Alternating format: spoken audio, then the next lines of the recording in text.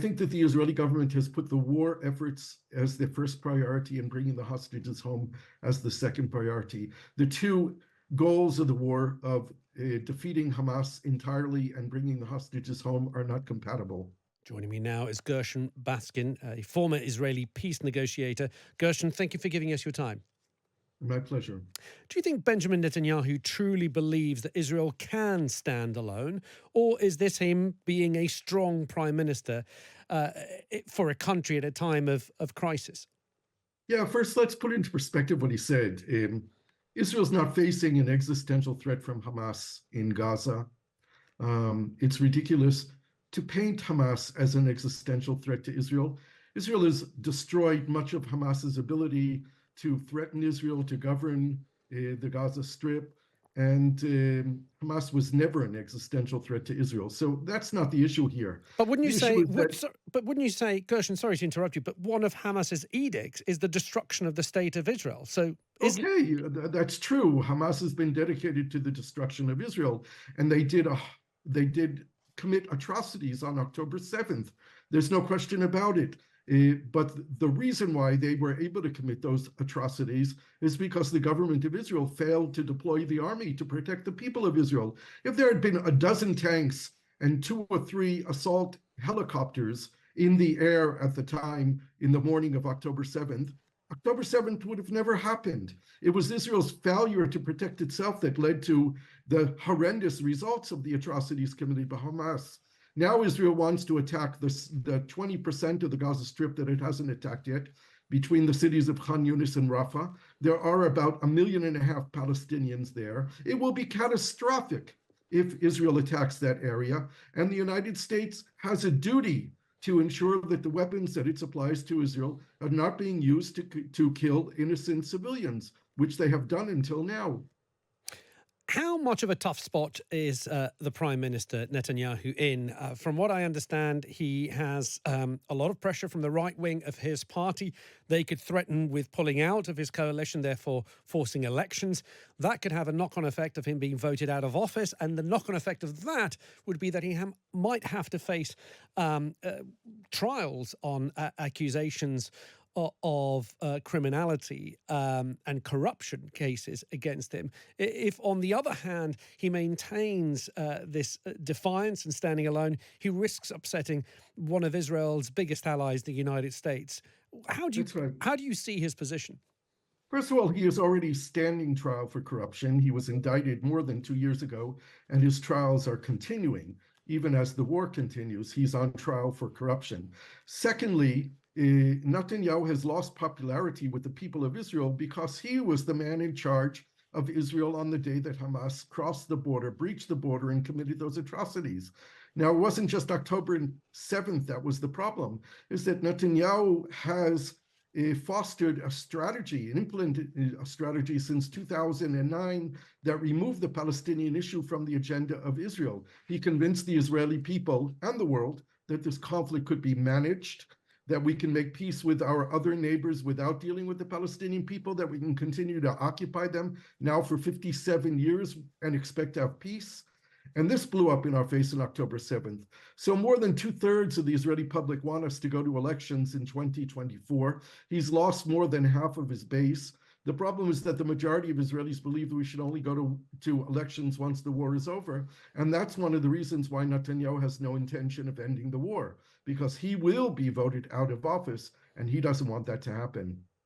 As a former Israeli peace negotiator, do you have any idea of what's happening behind the scenes at the moment? Because, of course, we mustn't forget, and I know the streets of Tel Aviv every weekend are filled with people who are reminding the government of the hostages. We must not forget that there are still hostages kept by Hamas in Gaza. Are there communications using back channels? What usually happens at this stage of the negotiations for the hostages? There are 132 hostages still in Gaza. It's estimated that a large number of them are no longer alive. Israel tells us that the military pressure will free them. What we know in the last 7 months is that the military pressure has just killed more and more hostages. There have been negotiations going on between Israel and Hamas through Qatar and Egypt with a very big assistance from the United States. Those talks have broken down. It seems to me that at this moment, the gaps between the two sides are not bridgeable. Hamas will not agree to a deal with Israel that does not include the end of the war, and Israel will not make a deal with Hamas that includes the end of the war. And therefore, the talks have broken down. The parties have gone back home. The mediators have gone back home. The head of the CIA, who was in Cairo for the talks, went back to Washington, and they're stuck. The Hamas did agree to use a secret direct back channel, and the Israelis rejected that possibility. This is one of the problems here, that we have no direct communication between the two parties. It's also a very bizarre negotiation because both parties are dedicated to killing each other. So it's very difficult to have a kind of a negotiation at this time. But Israel must get the hostages home. Every day they're in Gaza is too long. It's already been more than 7 months. And we're talking about still some children, women, elderly people, wounded and sick people. This is just a horrendous humanitarian situation. They're not allowed visits by the International Red Cross. They don't receive medication. We don't know where they are, their well-being. We don't know how many of them are alive. And this is just an intolerable situation that the international community should be outraged about. Do you think the Israeli government has abandoned the hostages? I think that the Israeli government has put the war efforts as their first priority and bringing the hostages home as the second priority. The two goals of the war of defeating Hamas entirely and bringing the hostages home are not compatible. Finally, do you think that Israel will go ahead, despite the warnings from President Biden? Do you think they will go ahead and launch a full-scale operation in Rafah? I don't know if they will. They are still launching incursions into Gaza, into Rafah. They are bombing in Rafah. People are being killed in Rafah. It's also been reported today that at least one, maybe two of the brigades of Hamas forces that were in Rafah are believed to no longer be there, that they've exited Rafah in the last couple of weeks. They've turned up in other parts of the Gaza Strip. Even just yesterday, Hamas managed to fire rockets into Israel. So this goes on. You cannot defeat this kind of organization with its abilities to engage in guerrilla warfare. They have underground tunnels where they pop out of. We cannot defeat them militarily. We can only defeat Hamas with a political endgame, and the Israeli government refuses to deal with a political endgame. And here's our tragedy. Gershon, thank you so much for giving me your time. I really do appreciate it. Thank you. Gershon Baskin, a former Israeli peace negotiator. Tens of thousands of people are fleeing the southern Gazan city of Rafah as Israel begins its aerial bombardment ahead of an expected ground operation over the course of the next few days. President Biden has threatened to stop supplying arms to Israel if it carries out a major assault on the densely populated area, while Benjamin Netanyahu says his country will stand alone if necessary. Well, let's go to Rafah now and speak to Louise Wateridge, who works for UNRWA. That's the UN body responsible for Palestinian refugees. Hi, Louise. Hi, thanks for having me. No, thanks for speaking to us. It's amazing to be able to speak to somebody like yourself in Rafah. So can you just describe for us the situation, the conditions in which you're working, the people that you are dealing with? What is happening there? Yeah, so I'm right in the far western tip of the Gaza Strip. So I can see the Egyptian border and I can also see the ocean. That's how far pushed into the bottom corner of the Gaza Strip I physically am. And there is absolute panic here over the last 24 to 36 hours. It has been a lot more bombardments. The military action has intensified significantly. Throughout the night, throughout the morning, throughout the days, there's very frequent, the buildings are shaking. Even we're feeling it in Western Rafah.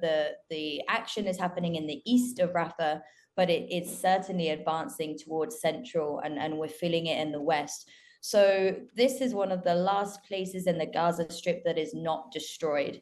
And we are pushed as far south as possible. And the biggest problem that people are having right now is they are terrified of where to go, because if we're pushed into this corner where you've got the border and the sea, where else can you go? Every other city in the Gaza Strip has been destroyed. And if this military action continues, this last remaining pocket is going to be destroyed too. When you say pushed into the corner, as you described it there on that western tip, what do you mean by that? Why are you pushed and forced in there? Because people in the Gaza Strip have been displaced multiple times across the last 7 months. So there has been forced displacement from Gaza City, from the north of Gaza, from Khan Yunis. People have had to move for their safety and for fear of their lives. They have been forcibly displaced multiple times. This is another addition to this problem at the moment, because people here are very tired. This isn't the first time that this has happened.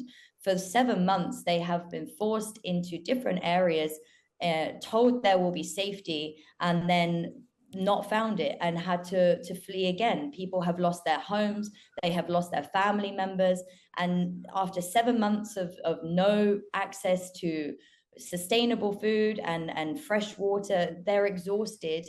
And with this invasion in Rafah and having to be forced to move again, mentally, physically, in every way possible, people here are just tired, and they really are at a loss to where to go next. So, and where are the options? Where can they go? It's really, decisions are being made by family. If you speak to different people, they'll say different things. Some families are trying to reconnect with their families that they have in the middle areas. Some families are trying to return to Khan Yunis. This is absolutely destroyed. I was in Khan Yunis last week. The houses there are rubble at best. There's really nothing left standing. There's no water supply. But this is the options. The options are very limited. If you have elderly parents, if you have young children, this is extremely limiting in your ability to be able to move anywhere. And the infrastructure here is very destroyed. The roads are completely covered in rubble. There's ongoing military action. So different families will tell you different things. There's no clear route. And the reason for that is because there is no path to safety. And there's a lot of panic about that.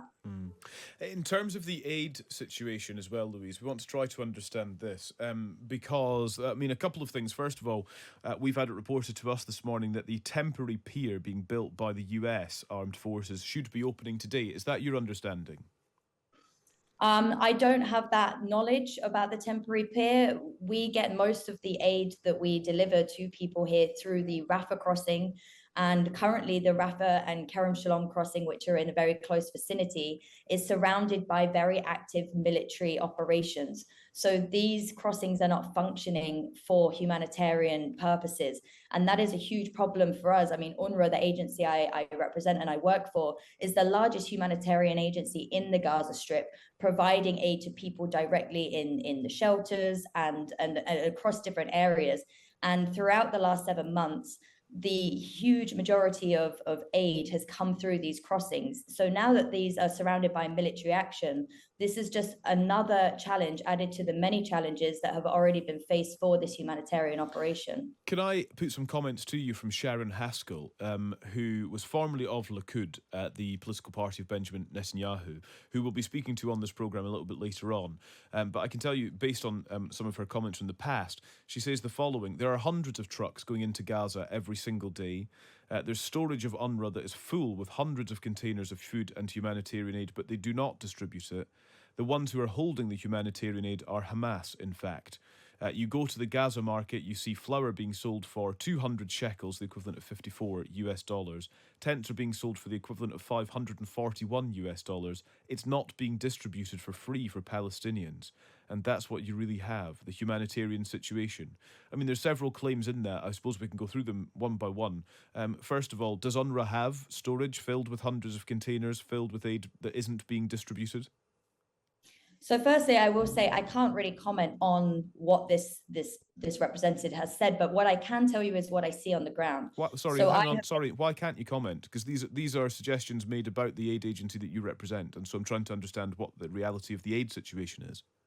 Yes, when I say I can't comment, I mean I don't want to interfere with what that person has said. I don't work for the Israeli government. I don't know what knowledge they're working on or the information that they are basing these claims on. But what I can tell you from here on the ground and from what the agency I work for, what I know is that they are distributing everything that they receive. There is a need to store things in a warehouse. When the trucks come into Gaza Strip, it needs to go to a warehouse to be offloaded and then redistributed. That's where the aid is put so that we can then send it to the shelters. This is a very normal procedure. That doesn't mean that aid is being stockpiled in any way, that is a procedure to distribute aid to the community. Once the aid comes in on trucks, if you don't have somewhere to put it, how are you going to get it to the community? It needs to be offloaded. It's quite a complicated process. Once the aid is coming in, there's a lot of onloading and offloading with the trucks. This is the procedure that we do. There is absolutely no stockpiling of aid. I have been around warehouses in the last few days in Rafah area. There's the Rafah logistics base. These warehouses are empty. There is very, very limited things to offer people. We've managed to provide all women in the shelters with hygiene kits and sanitation kits, but this is one per every female in 3 months. It's absolutely not enough. And when you look around these warehouses and you see what's in them, there is bare minimum left. Okay. And is it being given out for free? Yes, absolutely. It's being given out for free. UNRWA does not sell aid. UNRWA does not sell aid. Everything is given to the community for free. That's very clear and very helpful. Louise, thank you very much. Thanks for your time this morning.